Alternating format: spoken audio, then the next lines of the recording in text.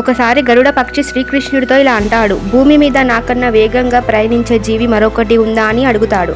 అదే సమయంలో అది విన్న సుదర్శన చక్రం, ప్రపంచంలో నాకంటే శక్తివంతమైన ఆయుధం మరొకటి ఉందా అని అడిగాడు. ఇది అంతా అటు వెళ్తున్న సత్యభామ గమనించి, త్రేతాయుగంలో మీరు భార్య సీత కదా, నేను సీత కన్నా అందంగా ఉంటానా స్వామి అంటుంది. ఇది అంతా విన్న శ్రీకృష్ణుడు వీళ్ళ ఒక అహంకారం అంచాలి అని చెప్పి గరుడకి ఒక ప్రదేశం గురించి చెప్తాడు. అక్కడ ఒక ఆయన ఉంటాడు, ఆయనకి ద్వారకలో నీ కోసం సీతారాములు ఎదురు చూస్తున్నారని చెప్పి తీసుకురా అని చెప్తాడు.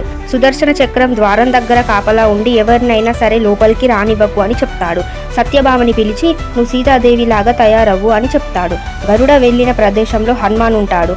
హనుమాన్ నీ కోసం ద్వారకలో సీతారాములు ఎదురు చూస్తున్నారని చెప్పిన మరుక్షణమే గరుడ కంటే 1000 రెట్లు వేగంతో ద్వారకలో ఉన్న రాముడిలా ఉన్న శ్రీకృష్ణుడి దగ్గరికి చేరుకుంటాడు. నువ్వు లోపలికి వచ్చే ముందు ద్వారం దగ్గర ఎవరు ఆపలేదా హనుమాన్ని అడగగా, ఒక చక్రం నన్ను ఆపింది, దాంతో యుద్ధం చేస్తుంటే మిమ్మల్ని కలవడానికి ఆలస్యం అవుతుంది అని దాన్ని మింగేశాను అని చెబుతూ శ్రీకృష్ణుడి వెనుక ఉన్న సత్యభామని చూసి ఎవరు ఈ చెలికత్తే, సీతాదేవి ఎక్కడా అని హనుమాన్ అడగగా, ఈ యొక్క సంఘటనతో ఆ ముగ్గురి యొక్క అహంకారాన్ని అణిచివేశాడు శ్రీకృష్ణుడు.